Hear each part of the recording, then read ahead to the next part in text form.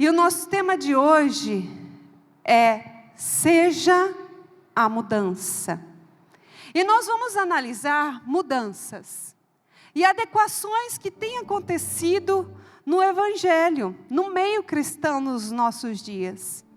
E vamos também refletir juntos sobre qual de fato é a verdadeira mudança que deve ocorrer em nós. Amém? Seguindo essa série Kryptonita, hoje nós vamos falar sobre Seja a Mudança. E eu não sei se você tem percebido, pelo que se escuta, no meio cristão, em algumas falas, em alguns influencers, né, que a caminhada cristã hoje tem sido focada mais numa caminhada individual. Muito mais uma caminhada individual do que uma caminhada como corpo de Cristo. E essas mudanças que nós queremos ver e nós queremos entender dentro do prisma bíblico. E é lógico que as pessoas vão tendenciar a isso. Não são poucos os comentários, desde pessoas mais de perto, como de longe, expressões tipo: é teu relacionamento com Deus, irmã. Ninguém mais tem que se meter. É você e Deus dentro da sua própria consciência. Espera aí, a gente tem que ter um equilíbrio. Porque se Deus nos fez corpo, se Deus nos fez igreja, sim importa o outro. Sim importa o conselho do outro. A palavra de uma liderança. Sim importa o nosso testemunho.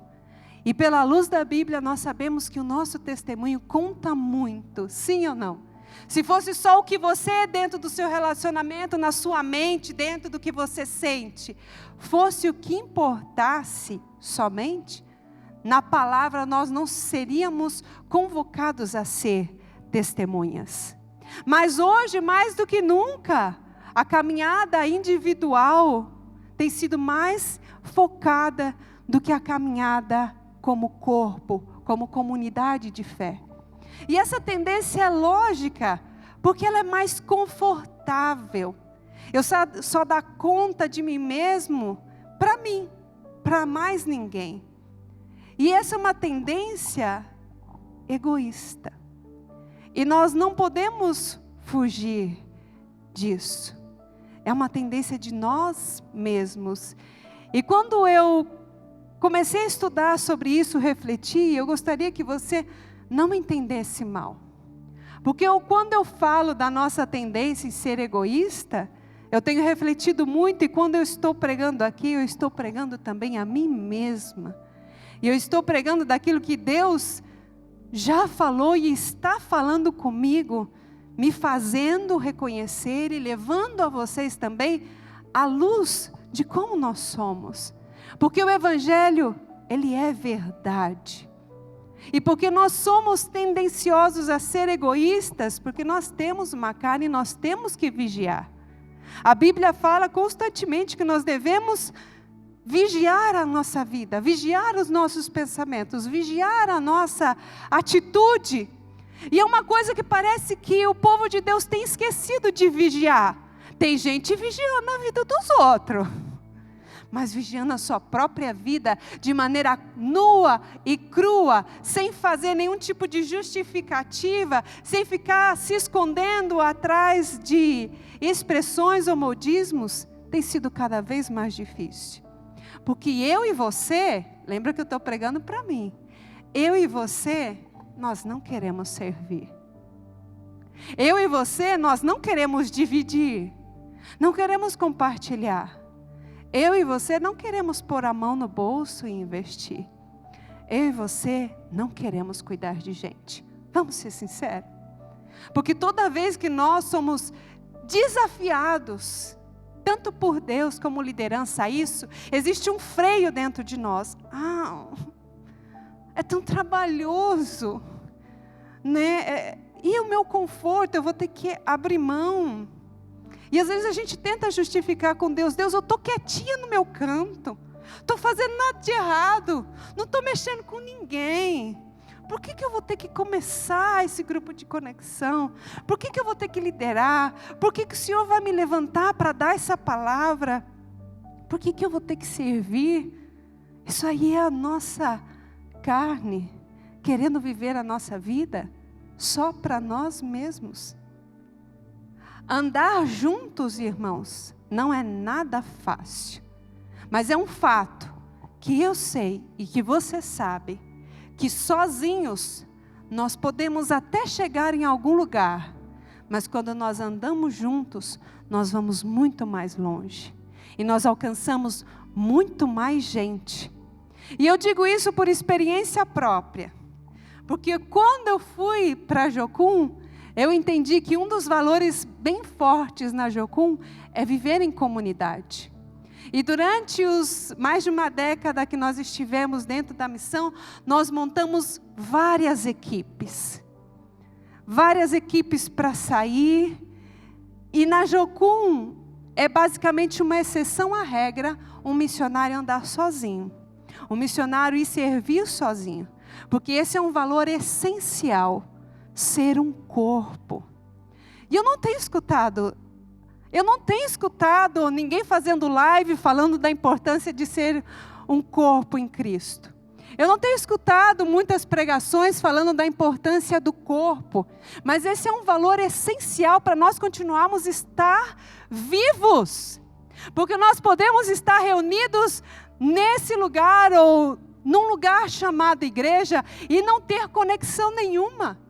E não ser nada para a vida do outro, do próximo, daquele que nós gostamos de dizer irmão. Nós podemos estar num ajuntamento. Podemos estar juntos, mas não numa comunidade. E é esse modismo, né? Estamos juntos. Será? Será que estamos de fato juntos? Será que estamos deixando fluir? E já não é a primeira vez que eu falo sobre isso e veio esse tema de novo nas minhas mãos. Ser um corpo. Lembre-se disso, ser igreja é ser um corpo. Nós não podemos esquecer desse valor. Nós não podemos esquecer dessa palavra. Nós não podemos esquecer dessa convocação. E eu me recordo, por experiência própria, quantas diferenças tratadas entre irmãos que eu tive. Porque eu não sabia viver em equipe, eu não sabia viver em comunidade quando eu fui para a missão. Eu já fui e já me encontrei em muitas situações de debates de diferenças com pessoas que eu discordava. E eu também já fui testemunha de ver pessoas em equipes que discordavam entre si. E sabe um estigma que nós temos da nossa religiosidade de rotular o que é santidade? É achar que irmão não pode ter diferença com o irmão. Se você tem diferença com o teu irmão da tua casa, você não vai ter diferença com o irmão da igreja? Eu vou te dizer, ter diferença não te faz menos cristão. Tem pessoas que vê quando o irmão discorda do outro, você vai estar em rebelião. Ou quando o irmão não concorda com o outro, olha aí, olha a briga, ó o diabo entrando. Gente, vamos formatar numa nova renovação, discordar com alguém que tem a mesma fé que você, não te faz menos cristão. Não concordar com alguém e ter a sua própria opinião e expô-la, não te faz menos cristão. Sabe o que te faz menos cristão? A má gestão das suas emoções diante dessas circunstâncias.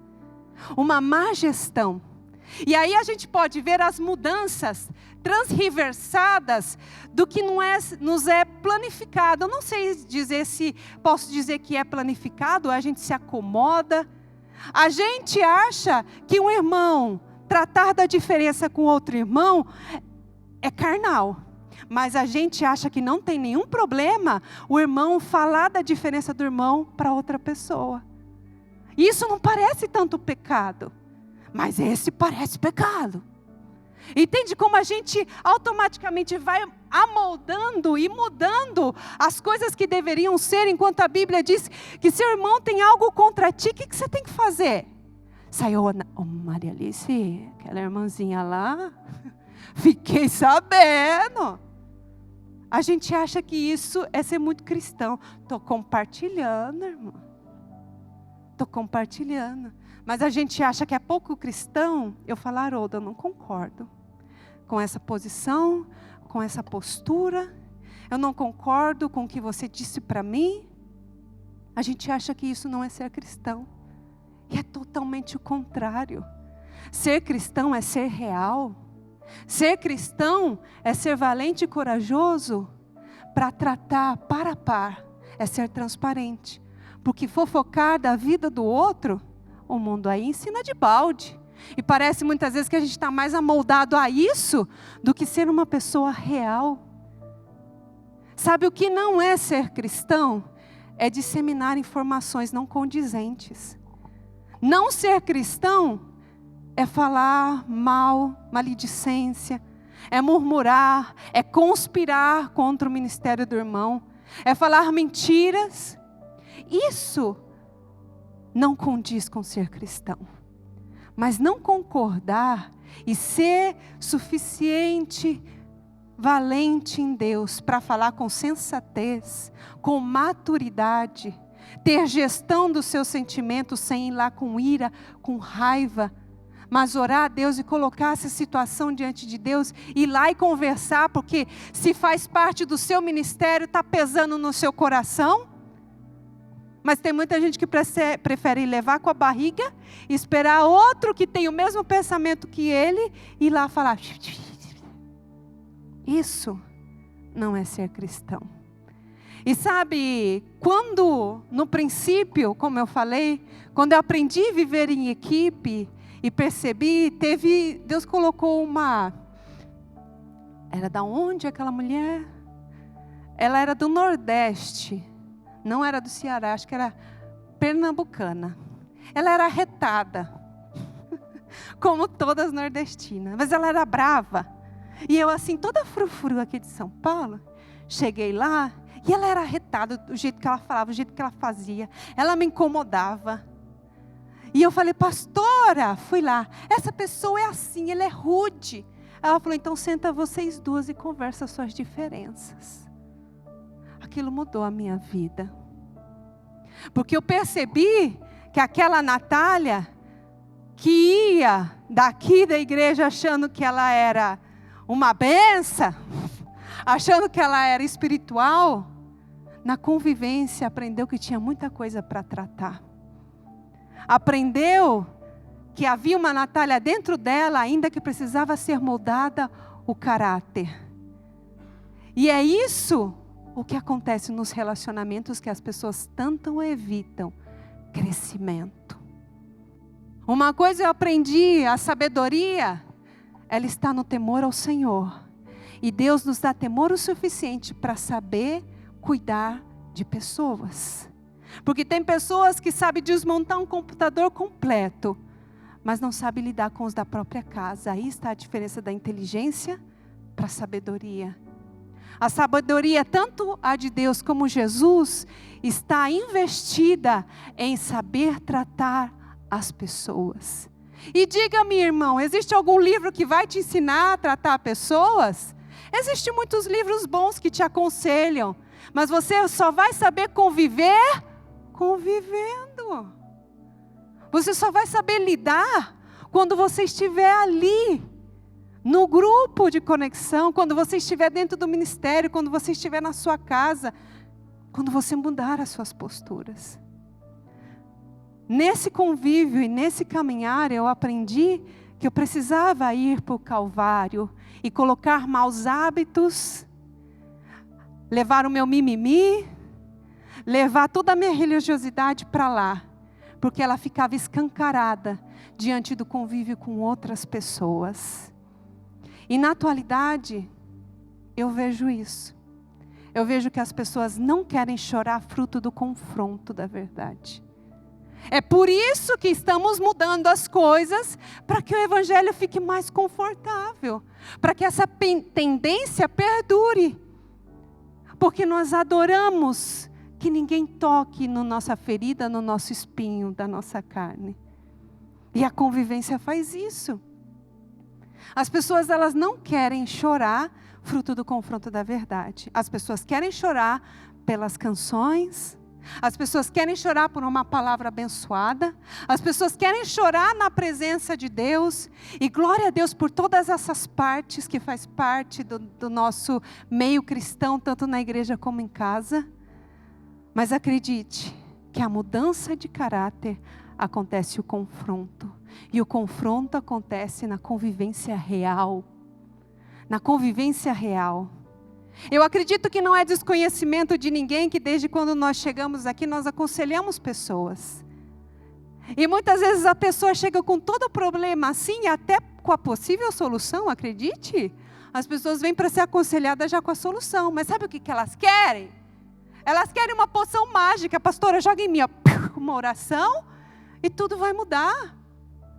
As pessoas vêm com isso. E quando a gente escuta e começa a detectar, fala assim, olha, está aqui, ó, essa sua atitude, ou essa área, ou a falta de honra, ou aquilo no passado, sabe o que as pessoas fazem? Elas torcem o nariz. E falam, pastora, você não entendeu muito bem a minha história.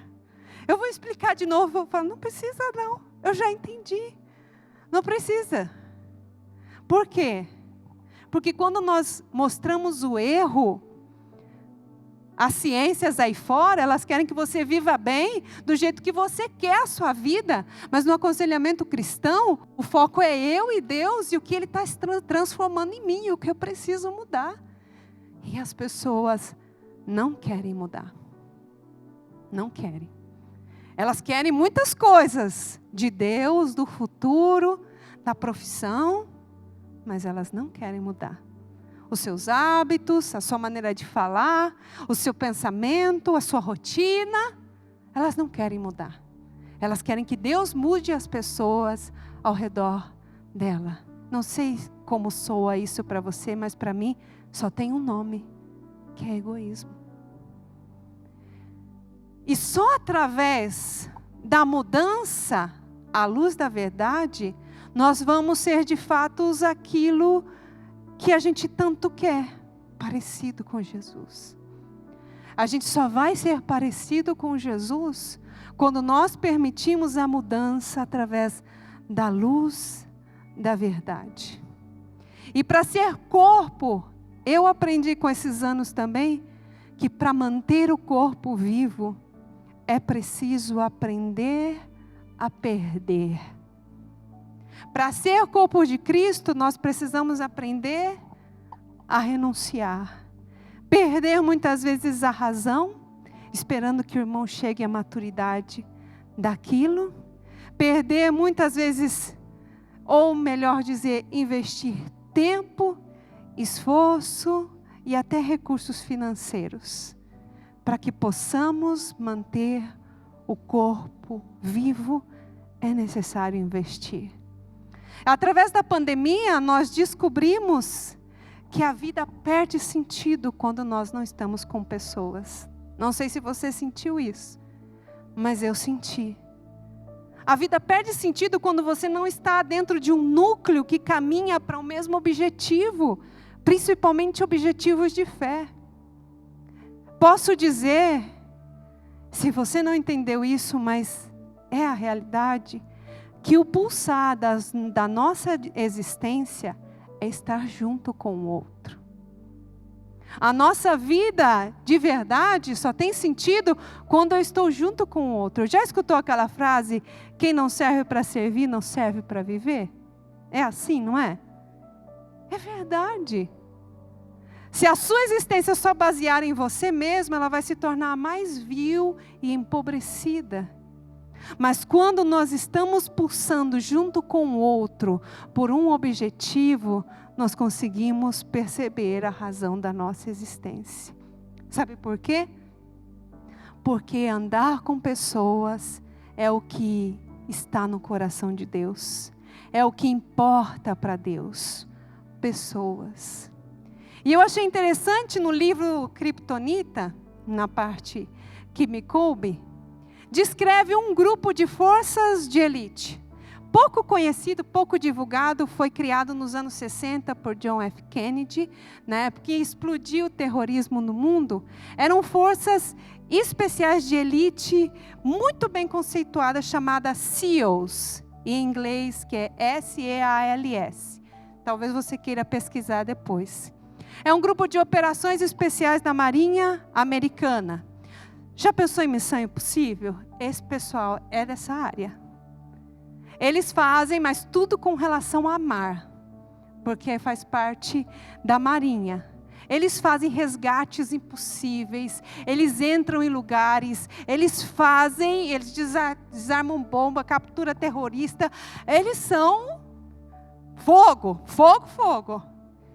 E esse grupo de treinamento, de 100% dos recrutados, 90% é eliminado, porque não serve.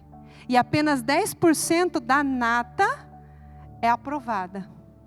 Porque geralmente os testes são tão intensos e as missões de treinamento são tão desafiadoras, que fica basicamente impossível. Eu vi é difícil a gente encontrar alguma coisa. Mas tem uma parte do treinamento deles que eles são amarrados mãos e pés e jogados dentro de um tanque com tubarões. Para a gente ter uma noção de como funciona o treinamento deles. E eles têm que dar o seu jeito, não só de sobreviver, mas de que toda a equipe sobreviva. E um dos valores marcantes dos SEALs é que 100% dos homens que entram numa missão, 100% deles devem sair vivos. Cada um deles deve valorizar a vida do outro ao seu lado, mais do que a sua própria, e estar disposto a morrer por uma causa maior, que é a causa deles de defender o governo americano. E isso é um soco no estômago, não é? Imagina se nós como igreja agíssemos assim. Se nós como igreja fôssemos como os SEALs. E o interessante é olhar para a verdade, porque a palavra é a nossa lâmpada, nós temos potencial para isso. A Bíblia mostra que o nosso treinador Cristo foi exemplo suficiente. E eu sei que nesse momento existe uma voz interior que às vezes está dentro de você, que diz assim, olha, pastor, isso é muito bonito, é lindo de ouvir, mas não dá para viver no nosso meio. Sabe, você não sabe de algumas pessoas, de algumas coisas que eu sei. Bom, irmãos, isso não é sobre a sua ou a minha análise da igreja. Isso é sobre eu e você. Isso é sobre esse tema. Seja a mudança. 1 Coríntios 10, 23 e 24 diz assim, ó. Tudo me é permitido, mas nem tudo me convém. Tudo me é permitido, mas nem tudo edifica. Ninguém deve buscar o seu próprio bem, mas sim o dos outros. E Filipenses completa, Filipenses 2, do 3 ao 5 diz, nada façam por ambição egoísta, ou por vaidade, mas humildemente, considere os outros superiores a vocês mesmos. Não acaba aí. Cada um cuide não somente dos seus interesses, mas dos interesses dos outros. Seja a atitude de você a mesma de Cristo Jesus. E eu estive pensando nesses textos e me lembrei de uma situação que Paulo viveu com uma das igrejas. Que alguns irmãos estavam escandalizados porque outros comiam carne sacrificada. E os outros olhavam e eram novos na fé e tinha aquela confusão e ficavam fracos. Paulo então fala para eles, a questão não é a carne, nem de onde ela vem. A questão é o que você comer carne está fazendo no coração do outro. E Paulo ainda diz, você não é capaz, parafraseando as palavras de Paulo, tá? Você não é capaz de renunciar à carne, porque em Cristo renunciou à vida. E eu fiquei pensando em nós, que adoramos churrasco. Você gosta? Eu adoro. Nós que adoramos churrasco. Já pensou se Deus chega para nós e fala assim, ó, para salvar a vida daqueles 25, você não pode comer carne o resto da sua vida. Eu estava pensando nisso, não sei se essa pergunta Deus fazia para mim, mas aquilo me doeu. Sabe por quê? Porque eu vejo a Natália egoísta. Eu vejo que às vezes a gente acha e acredita que ama muito, que faz muito, mas se Deus pediu uma miserável carne para nós, para salvar pessoas, vai doer. Vai doer. Enquanto Ele deu toda a sua carne, toda a sua vida, todo o sacrifício. E às vezes a gente não está disposto a dar nada pelo corpo, pelo irmão. Às vezes a gente não quer nem doblegar, essa palavra é em espanhol, a gente não quer nem dobrar o nosso orgulho. Porque eu tenho que falar, eu tenho que fazer ela entender, eu tenho que enfiar a goela abaixo. Você não tem, você tem que amar. E se precisar lá lavar a sandália, lavar os pés, cuidar da casa, limpar o catarro, para mostrar amor. Abrir mão de um dia seu, abrir mão de recursos que você está juntando, para a salvação de alguém. A gente não quer. Porque a gente está atrás só do Evangelho para me salvar. E mais ou menos a minha família, se eles quiserem. Como a gente é egoísta, gente. A gente não quer dar. A exemplo de Jesus que deu tudo para salvar. Essa é a mentalidade de Jesus. Essa é a mudança que tem que ter em nós.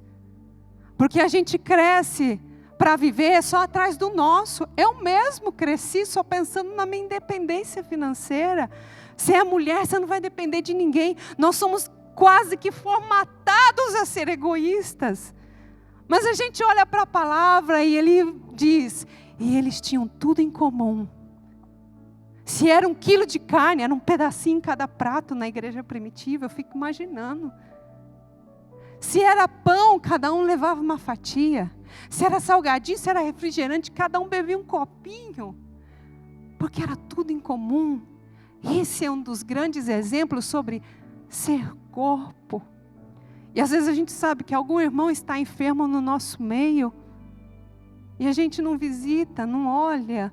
E fala, você está bem? Eu posso ajudar? Eu estou pregando para mim, é desafio para mim. Porque às vezes a gente só corre. E a gente não para valorizar o que realmente Deus valoriza. Porque tudo vai passar. Esse ano vai passar. Os nossos compromissos vão passar. Tudo vai passar. E as pessoas estão ali. Esperando eu e você. Para cada vez mais estar perto e ser família. Você e eu sabemos que Jesus lá na cruz, e em tantos momentos ele podia ter pedido que legião de anjos o ajudasse, que atuasse em seu favor. Mas ele se importou mais com o meu bem-estar, com o seu bem-estar, com os efeitos da obra da cruz. E às vezes uma pergunta surge, será que vale a pena no meio de uma geração como é a dos nossos dias, ser diferente? Será que vale a pena pagar o preço e andar contra a maré? E nós podemos até, sendo a diferença, passar por momentos desconfortáveis e até difíceis por causa da desobediência de alguns, mas no final prosperaremos. Me explico. Elias poderia ter nascido na geração de Davi, que geração bendita. Até eu queria estar lá, né? Ele podia ter sido um profeta na geração de Davi, de um líder temente a Deus, mas onde Deus coloca Elias? Um homem fiel daquele, debaixo do reino de Acabe e Jezabel. Um homem fiel, íntegro, um profeta bendito. Por causa do pecado contínuo de Acabe e Jezabel, ele viveu período de escassez, de água, de alimento. Quem conhece o povo de Israel sabe que eles são de festas. Mas Elias não pôde estar em festas, porque não havia nem chuva, não havia comida, não havia frutas, não havia mel. Havia só o básico. Por conta da liderança abominável que estava em cima dele, Elias passou por tribulação, por escassez, por consequência, por causa do que os outros fizeram. Porque ele fazia parte de um corpo chamado Israel. Contudo, a obediência perseverante de Elias trouxe a mudança. Com o tempo, trouxe a chuva, trouxe o juízo sobre os profetas de Baal, e levou Israel à manifestação da glória de Deus. Nós sabemos aquele momento maravilhoso, onde ele executou os profetas de Baal, onde o fogo caiu do céu, e que o povo todo se prostrou e reconheceu que só o Senhor é Deus. Então isso nos demonstra que quando nós temos uma fé para ser a diferença, mesmo em meio de uma geração vil, o tempo vai contar a sua história. O tempo e a presença de Deus em você vão mostrar a sua glória. E qual é a motivação para ser diferente, para ser obediente e lutar contra a correnteza? Eu quero dar um exemplo. Quem já ouviu do iPhone Pro, né? É o último, não é? Ajuda eu, Dino. É o top, não é? iPhone 16 Pro. Imagina que você nunca teve um iPhone e você resolve comprar o iPhone 16 Pro. E você não sabe usar o bichinho daquele, né? Um bichinho que é uma máquina, né? Deve ser, eu não sei. E quando você fala para as pessoas que você tem um iPhone 16 Pro, as pessoas ficam, uau! As pessoas te olham diferente. Parece que elas te atribuem status e você não entende muito por quê. Você não sabe o que ele significa ao certo. Você não sabe como ele funciona. Até que a gente sempre tem um amigo que nos ajuda a usar o celular. Até que chega um amigo que começa a te mostrar todas as funcionalidades do iPhone 16 Pro. Ele mostra as funcionalidades, ele mostra os recursos, ele mostra a segurança do iPhone e, por fim, ele mostra a baita câmera que aquela máquina tem. Sem fazer propaganda para o iPhone, né? E você começa a enxergar aquele aparelho de uma maneira diferente, que você não conhecia antes. E você se dá conta do valor daquilo que você tem em mãos. Esse exemplo é para comparar que se nós entendêssemos o quanto a nossa vida pode mudar quando a gente aprende o que significa Deus morando dentro de mim. E que a gente busca esse amigo, Espírito Santo, para nos mostrar todas as funcionalidades, toda a capacidade, toda a segurança que nós temos nele, todos os recursos existentes no reino, tudo que nós podemos viver e trazer uma nova visão, uma cosmovisão diferente para a vida. É isso que a vida de Deus faz quando nós de fato nos despertamos de que ela está bem dentro aqui. Senão você vai continuar vivendo uma vida comum, esperando ter valor quando tiver um iPhone 16 Pro. Mas de verdade o valor já está dentro de nós. O reino já está dentro de nós. Isaías 60, 1 e 2 diz assim: levante-se, resplandeça, porque chegou a sua luz e a glória do Senhor raia sobre ti. Olhe, a escuridão cobre a terra, densas trevas envolvem os povos, mas sobre você raia o Senhor, e sobre você se vê a glória do Senhor. O trecho citado provavelmente se refere aos nossos dias. Dias onde a maldade está por donde quer. Nós vemos a maldade por todo lado. Dia de trevas. Dias que muitos de nós temos medo ao ver as notícias e parece que são as profecias basicamente se cumprindo. Dias que as pessoas estão com comichão no ouvido para escutar a verdade. Mas nesses dias, sabe quem habita em você?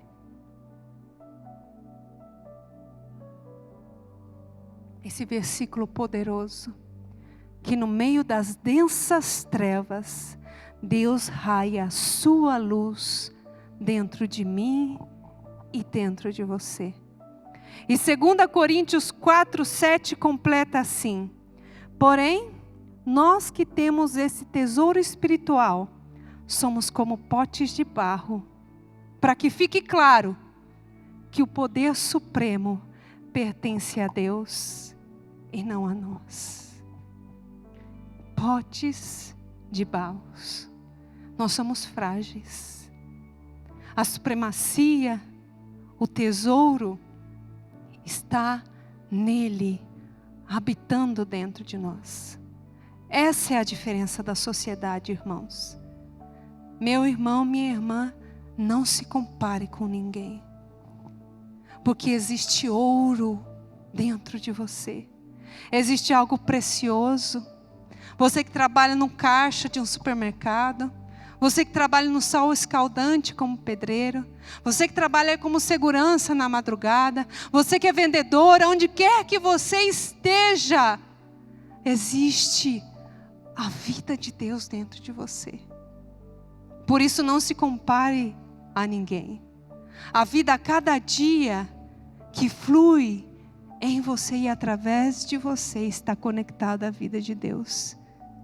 Para que em cada exemplo, para que em cada encorajamento, para que em cada atitude de compaixão, flua o mesmo Deus de você. E aquilo que ainda sustenta o mundo, para não cair numa total anarquia, é igreja. E igreja é um corpo. Agora imagina que todo mundo sumisse. Todo bom crente que você conhece desaparecesse. Você acha que você ia continuar conseguindo andar sozinho? Responde para si mesmo.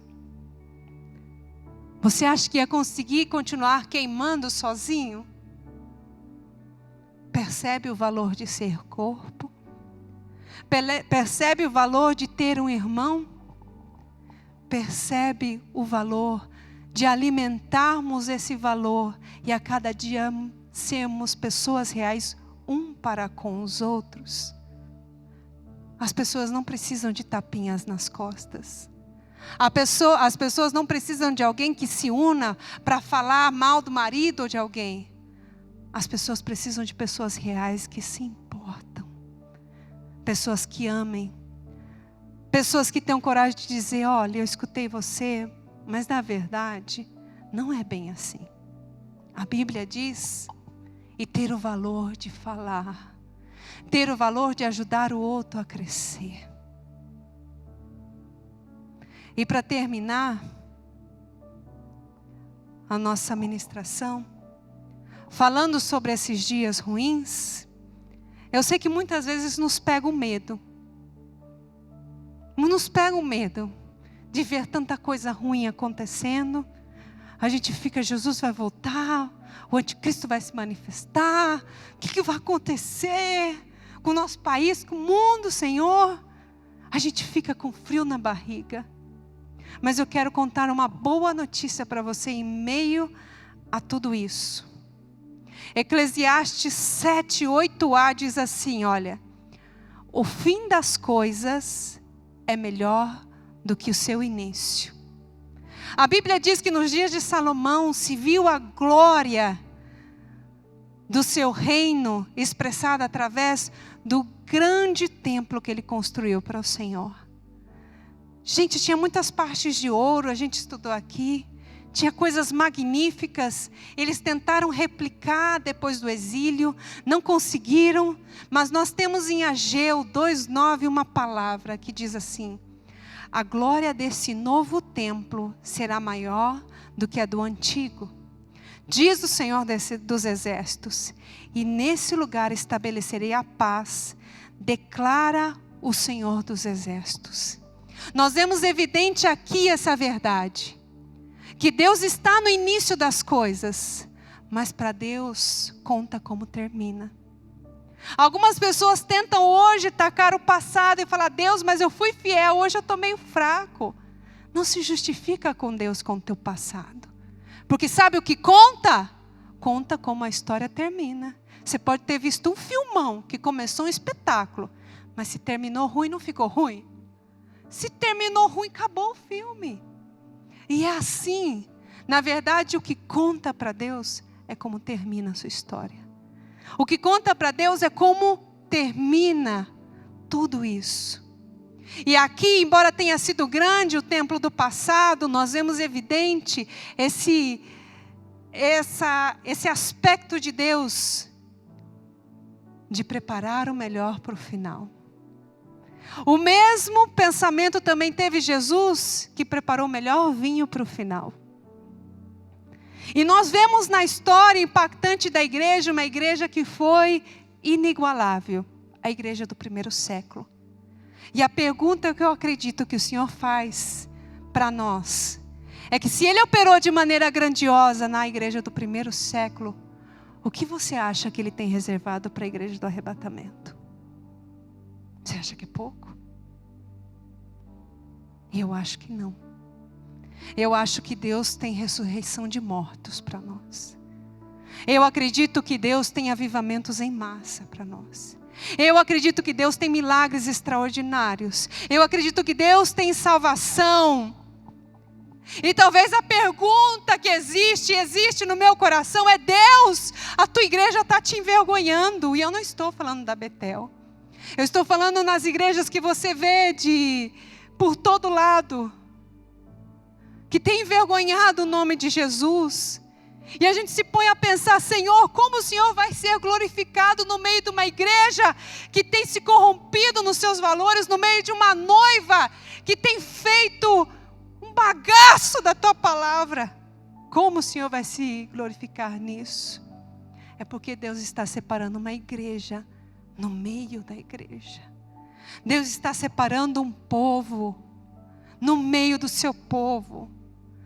Talvez você escute falar: pastor, eu não me sinto preparada para tudo isso. Uma boa coisa para você é que ainda dá tempo. Dá tempo. Dá tempo de valorizar o que Deus valoriza. Dá tempo de deixar de ser meia boca e se posicionar de maneira fiel. Dá tempo de dar todo o coração. Dá tempo de ir lá e esmagar o teu egoísmo todos os dias. Ainda dá tempo de amar as pessoas. Ainda dá tempo de pregar. Ainda dá tempo de ser fiel. Fique de pé.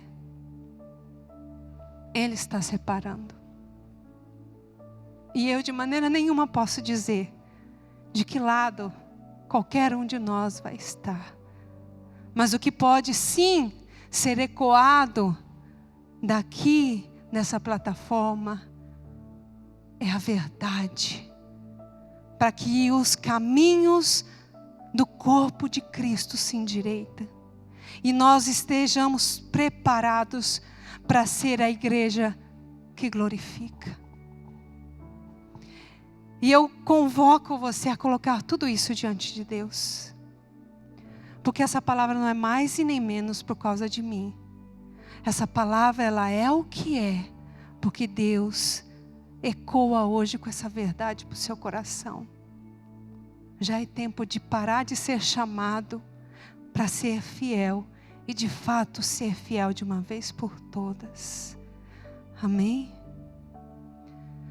Coloque a sua vida diante de Deus. Você está aqui até agora? Você lutou para estar aqui e todos nós estamos aqui. Fale com o Senhor. Fale sobre isso. Fale de como você tem se visto dentro do corpo de Cristo. Como você tem se empenhado mais ou menos para ser aquilo que Deus tem te desafiado a ser. Fale com Ele nesse momento.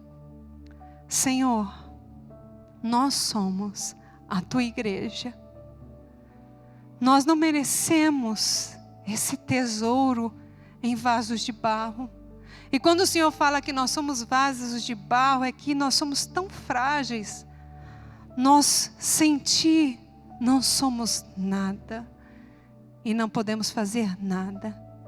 Oro a Ti, Senhor, para que todos nós, inclusive eu, Deus, possa sair daqui agarrado com a tocha da mudança, com o desejo de efetuar uma mudança não acomodada aos moldes desse mundo que é tão confortável, mas agarrado à mudança que envolve renúncia, que envolve aproximação do Senhor. Oh Deus, executa em mim, que o Seu querido Espírito Santo esteja cada vez mais perto de nós, e eu sei que isso demanda de nós um relacionamento, uma busca, para ensinar todas as capacidades, todas as funcionalidades. Talvez você está aqui e tem um grito dentro de você. Você quer fazer algo e não consegue, se sente incapaz. O Espírito Santo é quem vai te ensinar, quem vai te ajudar. Pessoas fiéis que estão nesse ministério podem te ajudar a ser um discípulo mais perto de Jesus. Corra atrás do que te pertence. Deus tem muito para você. Deus tem muito para nós. E Deus vai dar a medida de fé conforme nós o buscamos. Oh Pai, faz essa obra em cada vida, na minha vida, na vida dos meus irmãos, e nos ensina, Senhor, a sermos um corpo, a sermos a Sua igreja, a sermos a Sua noiva, e aprendemos a andar juntos em maturidade. Faz essa obra em nosso coração, e que a palavra de verdade possa ecoar no nosso interior. É assim que nós oramos, em nome de Jesus. Amém. Você pode se assentar?